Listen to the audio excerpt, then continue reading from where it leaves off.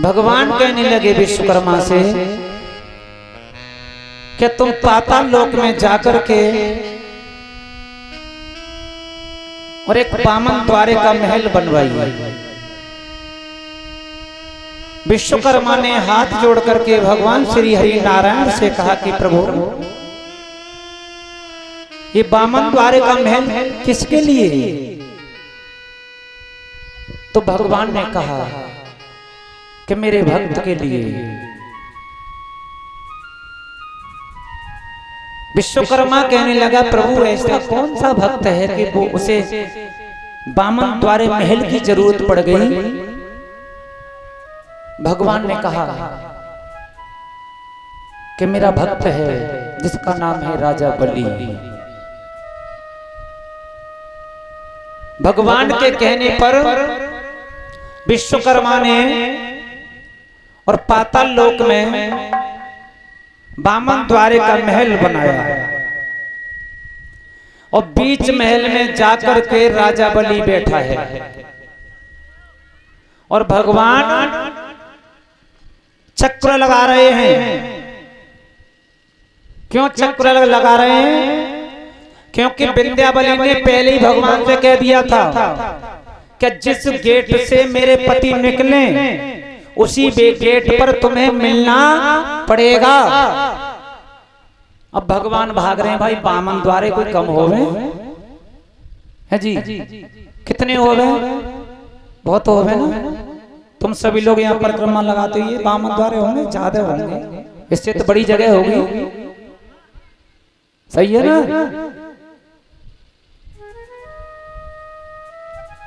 भगवान भाग रहे हैं, इधर क्या काम हुआ? धीरे धीरे मेहंदी नाम का बीड़ा लेकर के और क्षीर सागर में नारद जी पहुंचे, जहां पर शेष की सैया पर विराजमान लक्ष्मी मैया बैठी बहुत उदास है। नारद जी ने कहा मैया क्यों उदास हो, क्या बात है? एकदम लक्ष्मी मैया कहने लगी नारद जी तुम्हें क्या बताएं, तुम्हारे जो पिताजी हैं ना वो यहां से गए हैं, लेकिन कई दिन हो गए अभी तक लौट करके नहीं आए और नहीं कोई खबर भेजी। नारद जी बोले मैया अब पिताजी लौटने वाले नहीं हैं। क्यों? क्योंकि वो भक्त के बस में हैं। तुम्हें इंतजार करना पड़ेगा थोड़ा समय का।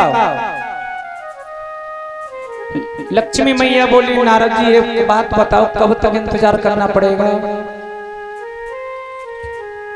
कितना इंतजार करना पड़ेगा तुम्हें? जब तक श्रावण का महीना नहीं आएगा, जब तक तुम भगवान को, जब तक मेरे पिता को तुम भक्त के पास से लेकर के नहीं आ सकती। अब मैया इंतजार करती है कब श्रावण को महीना आवे, कब श्रावण को महीना आवे। धीरे धीरे समय व्यतीत हुआ, श्रावण का महीना आया। उसी समय नारद जी ने कहा कि मैया अगर तुम्हें पिता को छुड़ा करके लेके आना है तो एक काम करना होगा। क्या? कि राजा बलि की एक बहन है जिसका नाम है रतनमाला।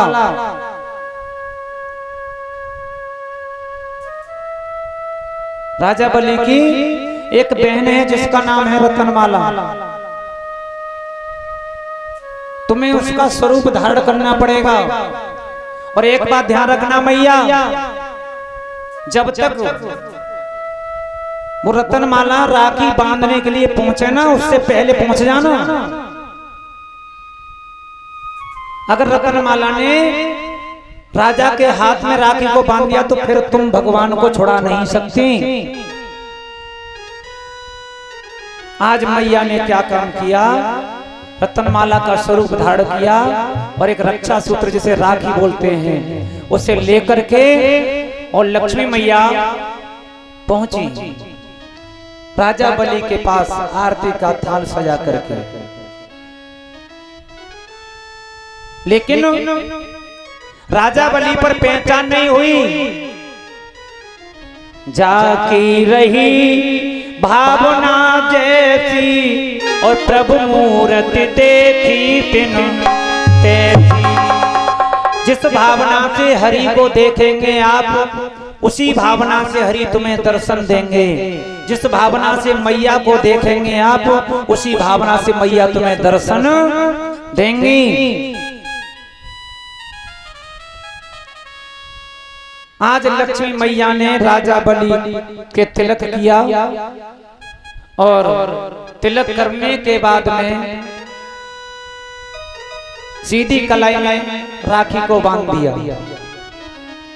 और राखी बांधने के बाद में राजा बलि कहने लगा, बहन तुम्हें क्या चाहिए? आज तुम जो भी मांगोगी ना वही तुम्हें मिलेगा, जो मांगोगी वही। उसी समय लक्ष्मी मैया कहने लगी, भैया तुम्हारी कृपा से सब कुछ है, तुम्हारी कृपा से सब कुछ है। जैसा तुम्हारा महल है वैसा मेरा भी महल है। लेकिन एक बात कहूं भैया, जैसा तुम्हारा पहरेदार है वैसा मेरा पहरेदार नहीं है। अगर तुम देना चाहती हो भैया, तो एक काम करो, अपने पहरेदार को मुझे दे दो। लेकिन भगवान तो समझ रहे हैं कि लक्ष्मी जी आ गई। राजा बलि कहने लगा, ठीक है जाओ, मेरे पहरेदार को जाकर के पकड़ लो। देखो मेरा पहरेदार जो है ना भाग रहा है। और लक्ष्मी मैया गई। लक्ष्मी मैया कहने लगी, ठहर तो जाओ, ठहरो तो सही। उसी समय नारायण बोले, अरे ठहर क्या जाएं, ठहरने की जगह ही नहीं है। कोई पता नहीं राजा बलि कौन से गेट से कब कितने खंड निकले, और जब जिस गेट से राजा बलि निकलेगा उसी गेट पे हमें मिलना होगा। 2-4 चक्कर तो लक्ष्मी मैया ने भी लगा दिए भगवान के साथ साथ में।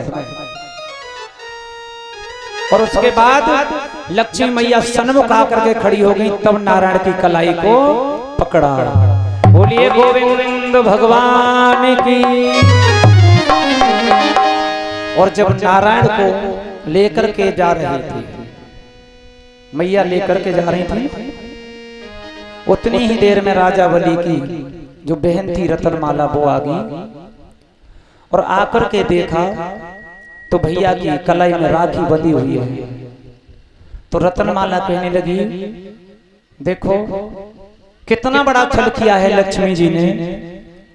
और लक्ष्मी जी के पति कितने सुंदर हैं, कितने प्रिय हैं। मैं ये चाहती हूं कि ऐसे ही पति मुझे भी मिलने चाहिए। तो भगवान समझ गए। कैसे समझ गए? तन की जाने मन की जाने, जाने चित्त की चोरी। और प्रभु से कहा छिपो जग जीवन हाथ की चोरी।